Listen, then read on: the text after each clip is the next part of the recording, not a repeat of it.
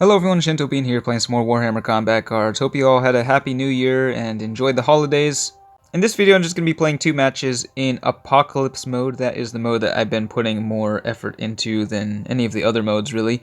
One thing I do like about Apocalypse that you can't really do so much in ranked mode is that you can kind of choose the difficulty level of your opponents. And by that I mean if you play an equal number of matches with all 6 of the factions that are counted towards your overall score, then you can have a pretty easy time, I think, facing kind of lower level opponents. But if you want more of a challenge, you can just pick fewer factions and try to get more trophies with those factions, and then you'll start facing much stronger opponents. But either way, it resets every week, so you have a lot more freedom to sort of experiment with any faction, any sort of build that you want. And I've seen a lot more variety in the decks that I've come up against in Apocalypse, things that I would never really see in ranked mode. For example, I think just the last match I played was against like a ranged chaos deck. You like never see that. So yeah, really enjoying Apocalypse mode. But in this one, yeah, we're going to be playing 2 matches with the warlords that were buffed in this holiday season. And so those are the Tyrannid Flyrant, which now does 25 damage with its swooping assault, and it's also several points cheaper. And then in the second match we'll be playing as Ulthakar, the Necron warlord, whose special rule got buffed significantly, and his attack stats as well. But for the Flyrant, it doesn't particularly combo with any attack type. It has all 3 attack types itself. I do have mine at max level, so it is pretty tough. I'm just going with a pure melee build because that's the simplest thing to do, and the most fun in my opinion. Obviously, it's not going to be as strong as like the Parasite of Mortrex, and in fact, the Flyrant is its special rule is still kind of weak in Apocalypse mode in particular, because that 25 damage isn't going to do a whole lot when they're running so many big cards. It's going to be more impactful in ranked mode, but we'll see how this this build does here. Okay, Dark Strider running quite a few bodyguards. And, alright, we'll just start throwing down some big stuff here. The Moloch, anti-infantry, does so much damage now. But in Apocalypse, you're probably more often going to be coming up against monsters and vehicles than infantry. So, maybe not quite as effective. We'll throw down this this Hive Tyrant bodyguard here with Inspiring Presence. Don't really use it much in ranked. Oh, that drone's an infantry. I think we should be able to take it down with the... I didn't actually look at the levels here. These are, yeah, kind of mid-range. Bit lower level than me. Okay. Well, that stealth drone did its job. So 25 damage over to the Ghost Keel battlesuit. Alright, they got a Lord of War, 190 damage. Wow. And then, boom, the Big Game Hunter dealing some extra damage there, too. Got the weird, like, fear icon sort of half resolving there in the middle. I hate it when that happens. Okay, so yeah, our stuff's gonna start dying for sure. Took down the Sky Ray. We'll see if they make use of the special rule here. Are they gonna shift these guys over? Nope. Kind of a waste there, but I think they're still gonna be able to destroy almost everything here. Yep, that splash damage, boom. Knocking out 3 monsters right there. Okay, well, let's use the Broodlord, use the Furious Charge to knock out the Ghost Keel battlesuit. We'll see how much damage we can do to the Storm Surge battlesuit. Actually, I can use Target Acquired on it with the Scout. That might be a good option there. Trigon! Okay, we'll combo it with the Trigon's Furious Charge. That should do some pretty good damage. So that will be 132. Yeah, not bad. This guy is sitting at 150 after the Inspiring Presence. That's a lot. That's a lot of damage. Okay, so it's very back and forth here. Now they're bringing in the Devilfish Transport. That thing can absorb a lot of damage. I think, yeah, when they did like a sort of recap of 2024, the developers, in a post, and I think they said this was like the most the most upgraded card of 2024 or something like that, for whatever reason. But yeah, in Apocalypse mode, that is actually a very nice card. So we're not even, I mean, we might be able to take it down here, possibly. Nope, it survives all 3 attacks. Wow. Outflank helped with that. But yeah, as you can see, the 25 damage from the Swooping Assault, it's not doing very much here. Not at all. Don't actually need it because our cards are at a high enough level. I think we'll just bring out... we'll bring out the Flyrant to face off against Darkstrider. Whoop! Bit of a extra attack there, finally. Making use of the special rule. But yeah, it is nice having the Flyrant with all 3 attack types. Pretty good at dueling most warlords. It would be nicer if you could have some Inspiring Presence, though, so you could deal even more damage. Its attack stats are not that amazing, as you can see. We'll just go with the melee here, though.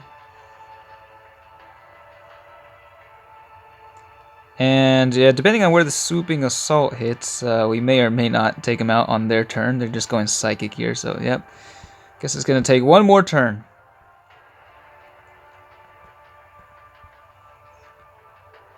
So yeah, that is the Flyrant for you. Not anything too spectacular. Oh, there's the Battle Pass, by the way. I ended up purchasing the Red Gobbo Battle Pass. I should mention this. I did have a few copies of the Legendary Red Gobbos already, and so I ended up with a whole bunch of these, but I don't actually want to upgrade them, because this Red Gobbo combos really well with Zodgrod Wartsnaga. With that Warlord, though, you want this guy to die, so giving him more health is counterproductive. And then this guy over here, he's got Deathblow and Endless, really great combo, but once again, the health upgrade just postpones the Deathblow, which is not really something I want to do. So, yeah, I don't like health upgrades on Deathblow cards in general. But still, very good value, though, for that 9-day Battle Pass. Okay, let's go back to Apocalypse, and we'll run Ulthakar. He has a lot higher attack stats. Berserk is still a pretty kind of useless trait on the Warlord. He has a little bit less health, but still fairly tanky. But yeah, this is the big thing here. Hardwired for Destruction now triggers if you just deal 10% of the enemy's starting health. It boosts your attack by 20. Once again, this special rule is not as amazing in Apocalypse mode. It's going to be better in Ranked mode when, you know, things just have less health. But yeah, we got traits that I think sort of combo with that. So, you know, Barrage, Precision Shot, Precision Barrage from the Doomsday Arc. That one's especially nice. And we got some Furious Charge and whatnot in there. Put a few upgrades into this thing just for fun. The Tomb Sentinel. It's kind of a newer card. That did also get buffed, I think, in a recent Balance Pass. Ideally, you want, you know, 2 attack types so that you can make the most of the special rule. Obviously, like the Doomsday Arc, only 1 attack type, but yeah, the traits there are really nice. So we'll see how well we can get the special rule working in this match. I think the most frustrating thing with Ulthakar special rule, the reason I don't really like it very much, is that it would buff your units when you don't need it, but then it would like turn off when you do need it. And that's like the most frustrating thing. So, alright, we'll throw down the Nightbringer here. Up against Space Marines, some decently high level cards maybe. Level 6 Azrael, it's a higher level than my Azrael. We'll go with the Doomsday Arc, I guess. Try to hit all 3 lanes, maybe. But yeah, this Dread Knight is actually really strong. And I'm thinking we don't really want the Doomsday Arc across from that. So we'll just throw this guy in the middle with the shields. Overlord.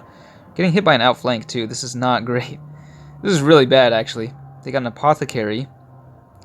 There it goes, though. You can see it triggering the extra damage.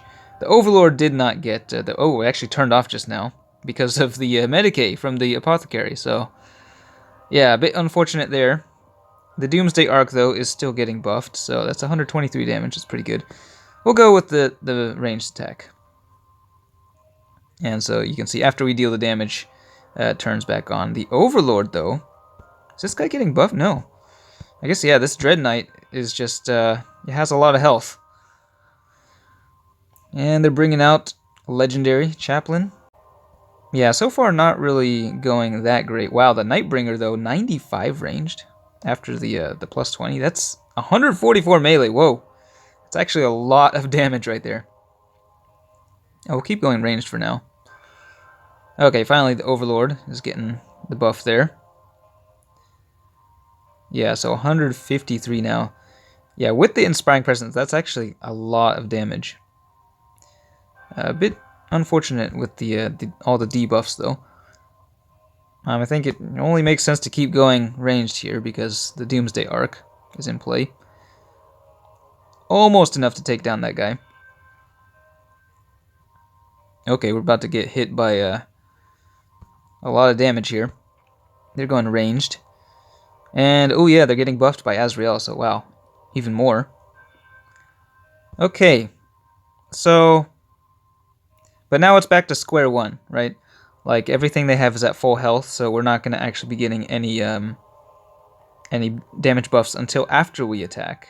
We'll throw down the Transcendent, and hopefully the splash damage will at least buff the damage on the Overlord before he gets to attack. I don't know if that's happening, though, because the Fear is going to really reduce the damage. So, I mean, going melee, actually, would probably make more sense at this point. Yeah, we'll just use the melee attack. And just wait until next turn, I think. So obviously we're going to lose the Nightbringer. We're going to lose the Overlord. But whatever comes down next will benefit from the plus 20 attack. Which means actually the Furious Charge and Precision Shot will be bigger.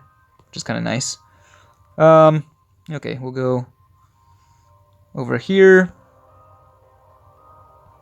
And we'll just throw this guy over here, I guess. Got the Inspiring Presence too, so yeah, this guy actually is going to be hitting for a lot. 52. Normally very small. Furious Charge and Precision Shot there. Oh, they're getting another buff. Wow, that's a lot of damage. And Mephiston is going to blow up with that Death Blow dealing 100. Wow. Really getting messed up here, but yeah, okay. We're going to go ranged. This is actually a lot harder to get through than I thought. You know, not all these Space Marines are even that good, but wow, that Death Blow just taking out two things. One hit. Well, I guess maybe we'll see Ulthakar in action then. I guess, yeah, we could drop the Warlord, see how he does. Alright, well, let's do this. I'm not super confident. Actually, oh, okay. He only had one bodyguard left, though, so I guess it's fine. Alright, they're going melee. Wow, that's okay. That's a lot of damage all of a sudden. Yeah, so if you can manage to hit them once before the attack goes off, then wow, that's a lot of damage. Look at that. 84 ranged, 110 melee. This is without Inspiring Presence, by the way. It's actually quite a bit of damage. So yeah, Ulthakar definitely a lot better than before. I think in ranked, he might be decent. In Apocalypse mode, not so much. But yeah, let me know if you've tried out either of these Warlords and what you think about the rework. Those are the most notable changes for this season. But that's it for this one. Thanks for watching, and I will see you next time.